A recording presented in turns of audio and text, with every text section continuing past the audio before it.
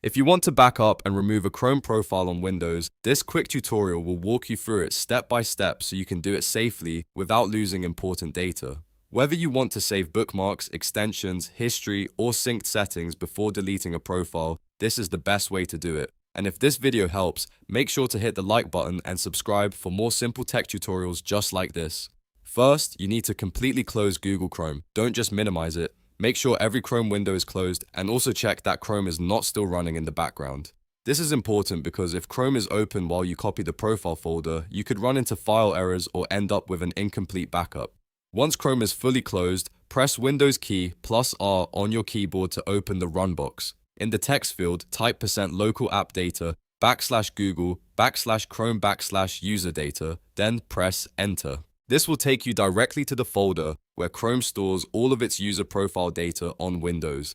Inside this user data folder, you'll usually see folders named Default, Profile 1, Profile 2, and sometimes more depending on how many profiles you have created. These folders are your Chrome profiles, and each one contains the data for a specific browser account or browsing setup. Now find the profile folder you want to back up. For example, if you want to save your main Chrome profile, that may be the default folder. If you use multiple profiles, choose the one you want to keep. Right-click that folder and select Copy, then paste it somewhere safe, like your desktop, an external hard drive, or a separate backup folder. This creates a full copy of your Chrome profile, so if anything ever goes wrong, you can restore it later. Take a moment to make sure the backup completed properly. If the folder is large, it may take a little while, especially if you have lots of bookmarks, extensions, saved passwords, or browser history. Once the copy is done, you now have a backup of that Chrome profile stored safely outside the browser.